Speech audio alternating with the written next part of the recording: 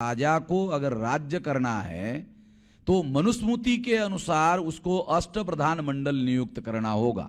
बहुत कम लोगों को पता होगा कि राजा को राज्य कारभार चलाने के लिए अष्टप्रधान मंडल नियुक्त करना होगा, ये मनुस्मृति में लिखा हुआ है। तो कोकणस्थ ब्राह्मणों ने छत्रपति शिवाजी महाराज को मजबूर किया अष्टप्रधान मंडल नियुक्त करने के लिए।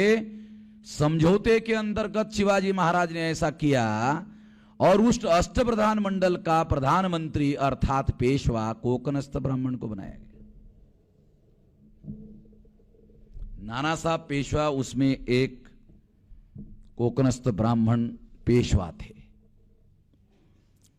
नाना साहब पेशवा और मंगल पांडे 1857 के आंदोलन का एक नायक था, ऐसा हमको पढ़ाया जाता है। उनके बीच में संवाद बताया। क्या संवाद है आपको बताता हूं। क्या संवाद है? आजादी का आंदोलन नहीं था, ये समझाने के लिए क्या कहा उस संवाद में, क्या लिखा है? नाना साहब पेशवा कहते हैं हमें ब्राह्मणों की आजादी के लिए लड़ाई लड़नी चाहिए, हमें ब्राह्मणों की आजादी के लिए लड़ाई लड़नी चाहिए। मंगल पांडे को कह रहा है। तो मंगल पांडे ब्राह्मण है, वो कहता है, सवाल पूछता है, यदि हम लोग ब्राह्मणों के आजादी के लिए लड़ाई लड़ते हैं तो दूसरे जाति के लोग हम लोगों को साथ सहयोग क्यों करेंगे? एकदम सही सवाल पूछा। तो नाना साहब पेशवा उसका जवाब देते, हमें यह बात सभी जाति के लोगों को नहीं बतानी है कि हम केवल मात्र ब्राह्मणों के आजादी के लिए लड़ रहे हैं। नाना साहब पेशवा जवाब दे रहे, हमें सभी जाति के लोगों को यह बात नहीं बतानी है कि हम केवल ब्राह्मणों के आजादी के लिए लड़ाई लड़ रहे हैं। फिर मंगल पांडे सवाल पूछता है कि यदि हमें सभी जाति के लोगों को नहीं बताना है कि हम केवल मात्र ब्राह्मणों के आजादी के लिए लड़ रहे हैं तो हमें सभी जाति के लोगों को क्या बताना है? तो नाना साहब पेशवा फिर जवाब देते हैं, कहते हमें सभी जाति के लोगों को यह बताना है कि हम सभी जाति के लोगों के आजादी के लिए लड़ रहे हैं, मगर यह याद रखना होगा, मगर यह भूलना नहीं होगा कि हम केवल मात्र ब्राह्मणों के ही आजादी के लिए लड़ रहे हैं। कहीं ऐसा नहीं होना चाहिए कि सभी जाति के लोगों की आजादी के लिए लड़ रहे कहते कहते हम ही भूल जाए, ऐसा नहीं होना चाहिए। नाना साहब पेशवा मंगल पांडे को ये कहते हैं, और ये लिखने वाला कोई सामान्य आदमी नहीं है, महापंडित राहुल सांकृत्यायन ब्राह्मण, नाना साहब पेशवा ब्राह्मण, मंगल पांडे ब्राह्मण, यानी लिखने वाला ब्राह्मण है, जिनका संवाद बताया वो दोनों ब्राह्मण हैं। इसलिए इसके गलत होने का कोई कारण नहीं है। 1942 को आजाद गुलाम भारत में एक किताब पब्लिश हुई और आजाद भारत में जब दोबारा रीप्रिंट पब्लिश किया गया तो इस संवाद को संपादन करने वाले लोगों ने गायब कर दिया। जब रीप्रिंट किया, सेकंड एडिशन रीप्रिंट किया, तो ये जो संवाद था ये संवाद गायब कर दिया। इसका मतलब है जिन लोगों ने एडिट करके संवाद गायब कर दिया, तो गायब करने की वजह से यह बात प्रमाणित हो गई कि इसके पीछे इल इंटेंशन था, गलत मकसद था। अगर गायब नहीं करते तो गलत मकसद था, ऐसा नहीं बताया जा सकता था, मगर उन्होंने एडिट करके उसको गायब कर दिया। गुलाम भारत में हमारे लोग SC ST OBC माइनॉरिटी के साहित्य पढ़ने के, एक तो पढ़े लिखे नहीं थे और साहित्य पढ़ने के शौकीन नहीं थे। आजाद भारत में हमारे लोगों की, पढ़े लिखे लोगों की संख्या बढ़ गई, साहित्य लिखने वालों की संख्या बढ़ गई, साहित्य पढ़ने वालों की संख्या बढ़ गई, ब्राह्मणों ने देखा अब इनकी पढ़ाई लिखाई भी बढ़ गई, लिखने वाले भी हो गए, पढ़ने वाले भी हो गए। यदि इन्होंने ये संवाद पढ़ लिया तो आजादी का आंदोलन नहीं था, ये ब्राह्मणों के आजादी का आंदोलन था। ये लोगों को आजाद भारत में मालूम हो जाएगा, ये बहुत खतरनाक होगा, ऐसा नहीं होना चाहिए। इसलिए एडिट करके उस किताब से उस संवाद को हटा दिया गया। कुछ बात तो आप लोगों के पल्ले पड़ रही होगी, ये उदाहरण से कुछ बात आपके दिमाग में जा रही होगी। दूसरे किस्सा 1857 का जो आंदोलन था, उसे ब्राह्मण इतिहासकार हम लोगों को पढ़वाते हैं कि ये प्रथम स्वतंत्रता संग्राम था। ये पढ़वाते हैं हमारे लोगों को। और जितने भी पढ़े लिखे लोग हैं, केवल अनपढ़ लोगों का दिमाग बचा हुआ है, पढ़े लिखे लोगों का दिमाग चौपट हो गया है। बाबा साहब आंबेडकर कहते हैं मुझे पढ़े लिखे लोगों ने धोखा दिया। अब जो लोग ब्राह्मणों की लिखी हुई किताबें पढ़ेंगे उनका दिमाग होगा खराब। जब उनका दिमाग खराब होगा तो अच्छा काम कैसा करेंगे? बाबा साहब आंबेडकर कहते पढ़े लिखे लोगों ने धोखा दिया। अब पढ़े लिखे लोग जो है वो ब्राह्मणों की गलत किताबें पढ़ेंगे, उनका दिमाग वाला सत्यानाश हो जाएगा। जब दिमाग ही खराब हो जाएगा तो अच्छा काम कैसे करेंगे? बाबा साहब आंबेडकर का पढ़े लिखे लोगों के बारे में ये पब्लिक भी कहा था, पढ़े लिखे लोगों ने धोखा दिया। काशीराम जी कहा करते थे पढ़े लिखे लोगों के बारे में, वो तो बहुत भयंकर कहते थे, क्योंकि वो एजुकेटेड लोगों में बाम से बनाकर काम करते थे, उनको ज्यादा अनुभव था पढ़े लिखे लोगों का। वो क्या कहते थे पढ़े लिखे लोगों को? Anti social element. SC ST OBC के जो कर्मचारी है उनको वो कहते थे anti social element. Anti social element मालूम है आप लोगों को? पुलिस वाले कहते हैं गुंडे, मवाली, बदमाश, चोर, चकारी, ये जो करने वाले लोग हैं उसके लिए ये शब्द पुलिस वाले इस्तेमाल करते हैं, एंटी सोशल एलिमेंट। 90% एजुकेटेड लोगों का समाज से कोई लेना देना नहीं है। समाज के बारे में 90% लोग, हमारे पढ़े लिखे लोग, सोचते नहीं है, विचार ही नहीं करते हैं। और जो 10% करते हैं वो किसी संगठन के प्रभाव की वजह से करते हैं। मैं अपना तजर्बा बताता हूँ, मैं भी एजुकेटेड लोगों में काम करता हूँ, तो मेरा तजर्बा है कि पढ़े लिखे लोगों के बीच में जब जाता हूँ तो 10 सवाल पूछते हैं। 10 ही सवालों का जवाब दे दो तो ये पता नहीं चलता कि वो समर्थन देने वाला भी है या समर्थन देने वाला नहीं है। मैं ये चाहता हूं कि आपको कहना चाहिए नहीं हम आपको समर्थन नहीं देंगे। वो ये भी नहीं बताता है कि समर्थन देंगे, वो ये भी नहीं बताता है कि नहीं देंगे। वो 6 महीने के बाद जाओ वही 10 सवाल दोबारा रिपीट कर देता है। अनपढ़ आदमी के पास जाओ। मैं देहात का रहने वाला हूं, मैं देहात में जाता हूं, 10-20 लोगों को इकट्ठा करो, उनको समझाओ, घंटा 1.5 घंटे बताओ, तो जानते हो क्या कहते?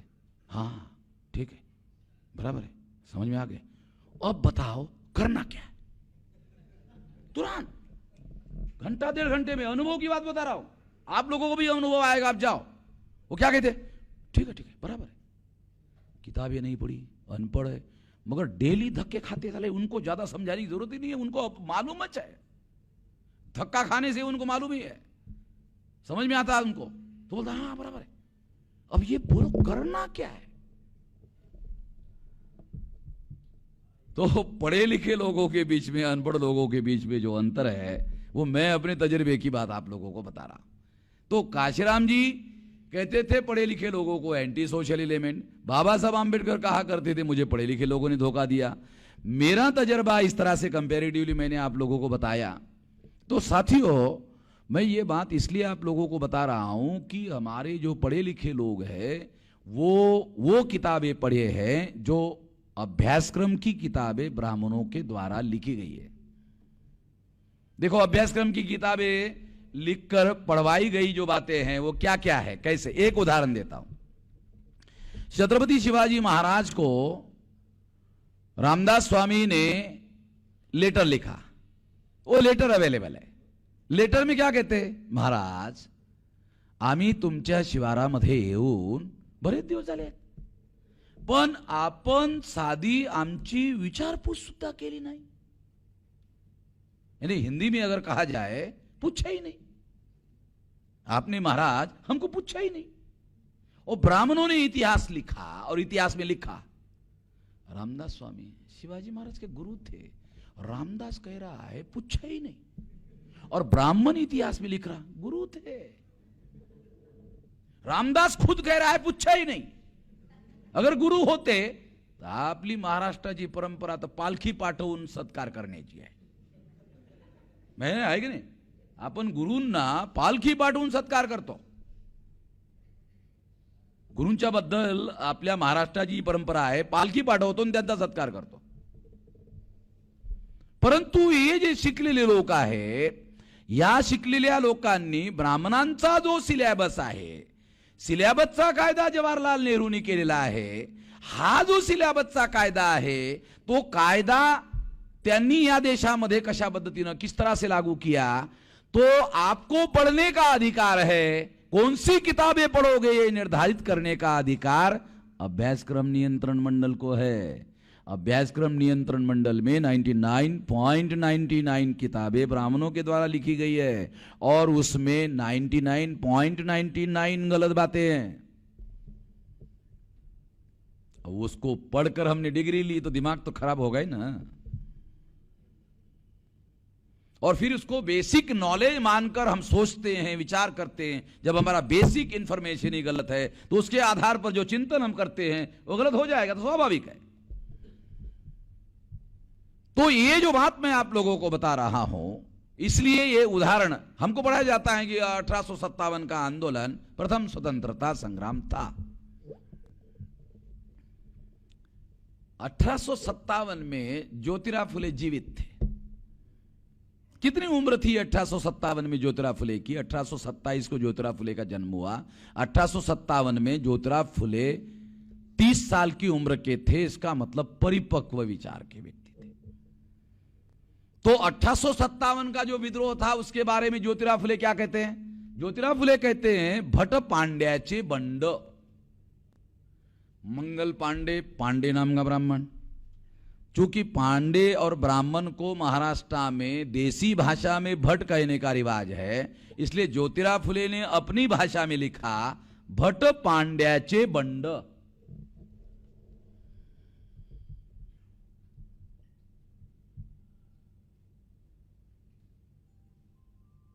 ज्योतिराव फुले जीवित थे जब ये 1857 का आंदोलन चल रहा था. मैं बहुत खास बात बता रहा हूं.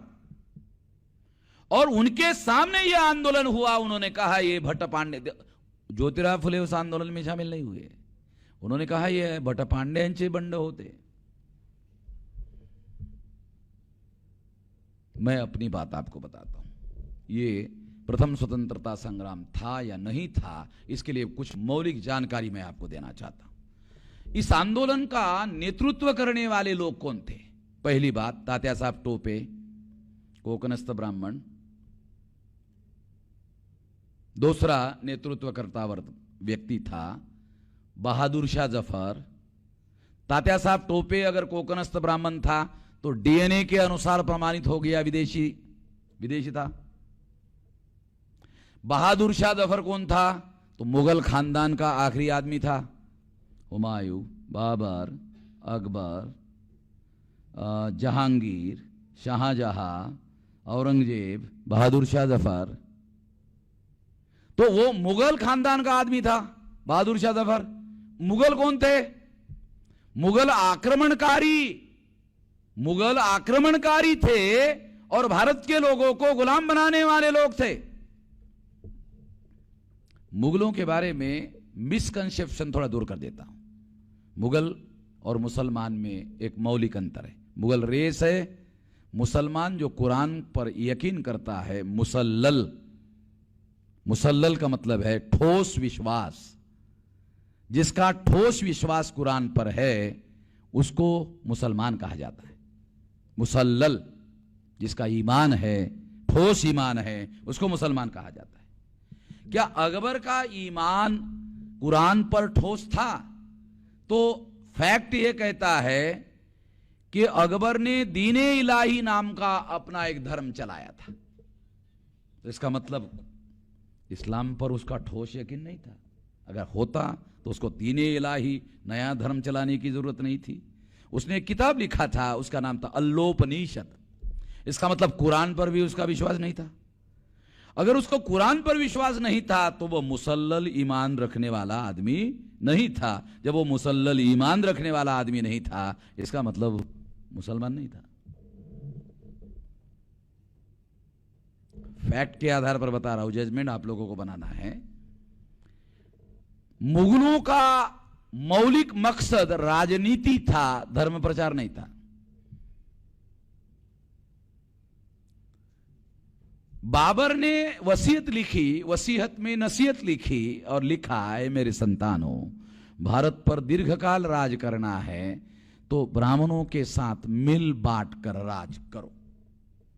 तो अकबर ने 40% हिस्सेदारी ब्राह्मणों और राजपूतों को दी और ब्राह्मणों ने और राजपूतों ने भारत को गुलाम बनाए रखने में मुगलों को मदद की। 350 साल तक मुगल आक्रमणकारी, मुगल, मुसलमान नहीं। मुसलमान कौन थे? कौन थे मुसलमान? आपको बताता हूं मुसलमान कौन थे। मुसलमान जो भारत में है, schedule caste, schedule tribe, other backward classes से कन्वर्टेड है। आज के टर्मिनोलॉजी के अनुसार schedule caste, schedule tribe, other backward classes से कन्वर्टेड। और अगर ये आज के टर्मिनोलॉजी के अनुसार SC ST OBC के थे, तो पुराने टर्मिनोलॉजी के अनुसार ये मुसलमान होने वाले लोग कौन थे? बुद्धिस्ट थे। सारा बंगाल बुद्धिस्ट था, तो बांग्लादेश में जो बहुसंख्य मुसलमान हो गए तो बुद्धिस्ट होने की वजह से हो गए। आज जो अभी जो बंगाल है उसमें 33% मुसलमान है। पाकिस्तान का जो सारा एरिया था बुद्धिस्ट लोग था। अफगानिस्तान सारा बुद्धिस्ट था। आप सुनकर हैरान हो जाओगे कि दुनिया का जो सबसे फेमस विश्वविद्यालय थे, बुद्धिस्ट विश्वविद्यालय, जिसमें नालंदा के बाद सबसे फेमस विश्वविद्यालय था तक्षशिला, कितने लोगों को पता है वो पाकिस्तान में? अनपढ़ लोगों को नहीं पूछ रहा हूं, हमारे पढ़े लिखे लोगों को पता नहीं है कि तक्षशिला विश्वविद्यालय पाकिस्तान में। अगर वो इलाके में बुद्धिस्ट लोग नहीं थे तो विद्यापीठ काय के लिए बनाया वहां? समझ रहे ना? तो इसका मतलब है ये जो वर्तमान मुसलमान हैं, ये SC ST OBC के कन्वर्टेड लोग हैं। और अगर पुरानी टर्मिनोलॉजी का उपयोग किया जाए तो ये बुद्धिस्ट लोग ब्राह्मण विरोधी, ब्राह्मण धर्म विरोधी थे, इसलिए इस्लाम को कबूल किया। इस्लाम मसावात को मानता है। मसावात का मतलब है इक्वेलिटी को। मैं फिराक गोरखपुरी नाम का एक मुसलमान था, उसका चरित्र उसने लिखा, ऑटोबायोग्राफी। उसमें उसने लिखा कि सरदार पटेल की मेरी एक बार मुलाकात हुई। तो सरदार पटेल ने मुझे कहा, क्या कहा? सरदार पटेल ने मुझे कहा, हम आपके जैसे विदेशी मुसलमानों के विरोधी नहीं हैं, हम लोग जो कन्वर्टेड जो मुसलमान हम उनके विरोधी हैं। देखो, बहुत खास बात बता रहा हूं। फिराक गोरखपुरी ने ऑटोबायोग्राफी लिखा, उसमें सरदार पटेल के साथ जो उनका संवाद हुआ, वो संवाद को उसने अपने ऑटोबायोग्राफी में लिखा। वो मेरे पास में है, उर्दू में है। उर्दू मुझे पढ़ना नहीं आता तो मैंने उसका ट्रांसलेशन करवाया। मैं ये बहुत सारा तथ्य आप लोगों को बता रहा हूं, बहुत मौलिक बातें हैं, और इस पर अभी हम लोग बहुत बड़ा रिसर्च कर रहे हैं। अभी लखनऊ में DNA के अनुसार मुसलमानों पर रिसर्च हुआ। सुधा श्रीवास्तव कायस्थ है, संजय गांधी मेडिकल इंस्टीट्यूट के अंदर प्रोफेसर है, उसने DNA के अनुसार मुसलमानों का रिसर्च किया कि कहां बहुसंख्य मुसलमानों का DNA SC ST OBC से मिलता है। DNA फाइनल एविडेंस, बहुसंख्य मुसलमानों का DNA SC ST OBC से मिलता है। अब डीएनए मिलता है तो फिर तो मामला खत्म। अभी कोई एविडेंस जो है, डीएनए का एविडेंस जो नहीं मानता है, दुनिया बोलेगी तो गधे लोग है साले लोग। डीएनए का एविडेंस नहीं मानने का मतलब गधे लोग है। डीएनए का मतलब है फाइनल एविडेंस।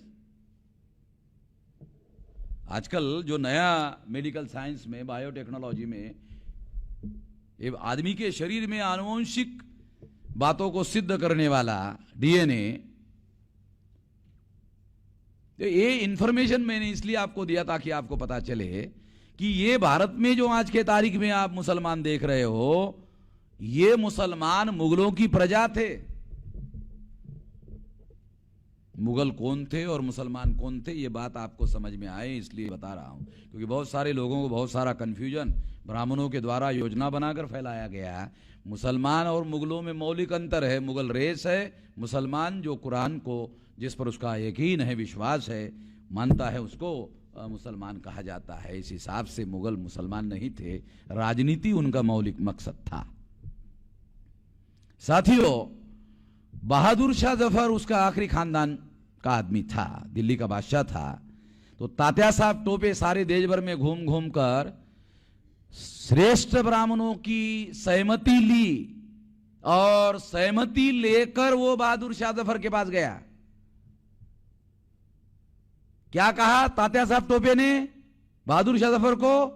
देश के समस्त श्रेष्ठ ब्राह्मणों की आम राय ये है कि बहादुर शाह जफर को अंग्रेजों के विरोध में जो आंदोलन चलाया जाने वाला है उसका नेतृत्व करने का अधिकार बहादुर शाह जफर को देना चाहिए, और आंदोलन हथियारबंद होना चाहिए। अंग्रेजों को भगाना बगैर हथियारों से पॉसिबल नहीं है। यह आंदोलन हथियारबंद होना चाहिए, और हथियार तो राजा के पास ही होंगे। बहादुर शाह जफर दिल्ली का बादशाह था और बहुत सारे बादशाह थे देश भर में। तो इस तरह से बहादुर शाह जफर को एक और मौलिक कारण था कि ब्राह्मणों ने बहादुर शाह जफर को अपना नेता तस्लीम क्यों किया, क्योंकि उनको आश्वासन था मुगलों के राज में 40% हिस्सेदारी ब्राह्मणों और राजपूतों को थी। यदि अंग्रेजों को परास्त करने में हम कामयाब हो जाते हैं और ब्राह्मण और मुगलों का गठबंधन कामयाब हो जाता है, तो ब्राह्मणों को ये गारंटी थी कि बहादुर शाह जफर अगर सफल होते हैं तो उनके राज में ब्राह्मणों को हिस्सेदारी मिलेगी।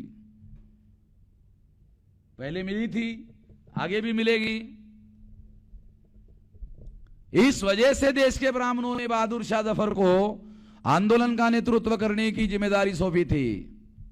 दूसरा भी एक कारण था, अगर मान लो पकड़ा जाता तो बहादुर शाह पकड़ में आ जाता, बहादुर शाह को फांसी की सजा होती, ब्राह्मण को कुछ नहीं होता। सामने उसको रखते, ब्राह्मण पर्दे के पीछे रहते। तो इस तरह से मौलिक बात, कंक्लूजन बताता हूं। ब्राह्मणों ने और मुगलों ने गठबंधन बनाया। अब ये जो इंफॉर्मेशन दिया इसके आधार पर आपको कंक्लूजन बताता हूं। ब्राह्मणों ने और मुगलों ने मिलकर गठबंधन बनाया। गठबंधन बनाकर यानी मुगल विदेशी, ब्राह्मण विदेशी दोनों ने मिलकर गठबंधन बनाया। तीसरा विदेशी अंग्रेज उसके विरोध में आंदोलन चलाया।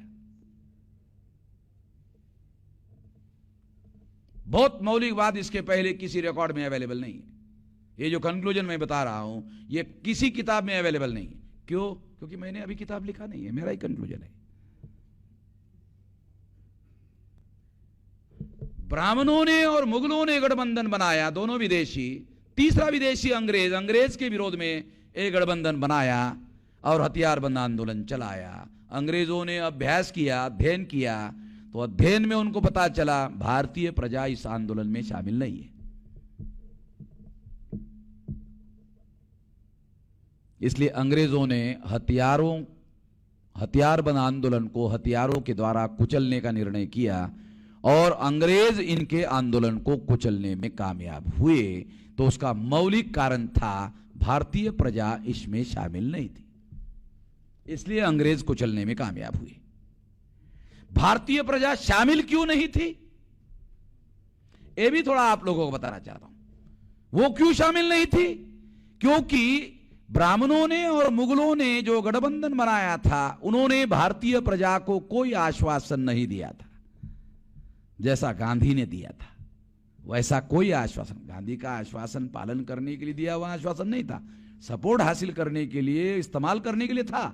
मगर ऐसा आश्वासन भी तात्या साहब टोपे और बहादुर शाह जफर के गठबंधन ने नहीं दिया था कि यदि हम अंग्रेजों को परास्त करने में कामयाब हो जाते हैं तो कामयाब होने के बाद देश में लोकतंत्र लागू होगा, राजा के घर में राजा पैदा नहीं होगा, रानी के पेट से राजा पैदा नहीं होगा, राजा बैलेट बॉक्स से निकलेगा, संविधान लागू होगा, लोगों को मौलिक अधिकार दिए जाएंगे, लोगों को फंडामेंटल राइट दिए जाएंगे, मानव अधिकार दिए जाएंगे। इस तरह का कोई भी आश्वासन आंदोलन चलाने वाले लोग कहते हैं, आंदोलन का इतिहास लिखने वाले ब्राह्मण कहते हैं कि ये प्रथम स्वतंत्रता संग्राम था, मगर इस स्वतंत्रता संग्राम में भारतीय प्रजा को मौलिक अधिकार दिए जाएंगे, मानव अधिकार दिए जाएंगे, लोकतंत्र लागू होगा। कोई भी आश्वासन भारतीय प्रजा को नहीं दिया गया था, इसलिए भारतीय प्रजा इस आंदोलन में शामिल नहीं थी। मौलिक कारण था और इस वजह से अंग्रेज इनके आंदोलन को कुचलने में कामयाब हो गए। कामयाब होने के बाद अंग्रेजों ने डायरेक्ट टेक ओवर किया, कंपनी राज खत्म कर दिया और अंग्रेजों ने टेक ओवर किया। 1860 को इंडियन पीनल कोड लागू किया। इंडियन पीनल कोड में एक व्यवस्था दी, राज्य के विरोध में अगर कोई राजद्रोह करेगा तो उसे फांसी या आजीवन कारावास होगा। इंडियन पीनल कोड 1860 को अंग्रेजों ने लागू किया, आज भी लागू है। 1860 का इंडियन पीनल कोड, यहां कोई वकील है तो वो वकील जरूर मेरी बात समझेगा, दूसरे लोगों को थोड़ा समझने में दिक्कत होगी। 1860 का इंडियन पीनल कोड आईपीसी आज भी लागू है और आज भी ये प्रोविजन लागू है। राज्य के विरोध में अगर कोई राजद्रोह करेगा तो उसको आजीवन कारावास या फांसी की सजा होगी। आप लोगों ने डॉक्टर सेन का नाम सुना होगा, छत्तीसगढ़ में उसके खिलाफ में राजद्रोह चला गया, अभी अभी पिछले साल 1.5 साल पहले उसको आजीवन कारावास हुआ। अभी करंट बात बता रहा हूं आप लोगों को। उस प्रोविजन के अंतर्गत तो इस तरह से 1860 में राजद्रोह का प्रोविजन करने की वजह से ब्राह्मण बहुत डर गए। और कितने डर गए जानते हो? 15 साल तक, 1860 से लेकर 1875 तक ब्राह्मण सामूहिक रूप से कुछ भी नहीं किया। ब्राह्मण इतने डरे हुए थे कि उन्होंने सामूहिक रूप से कुछ भी नहीं किया, एकदम चुप थे।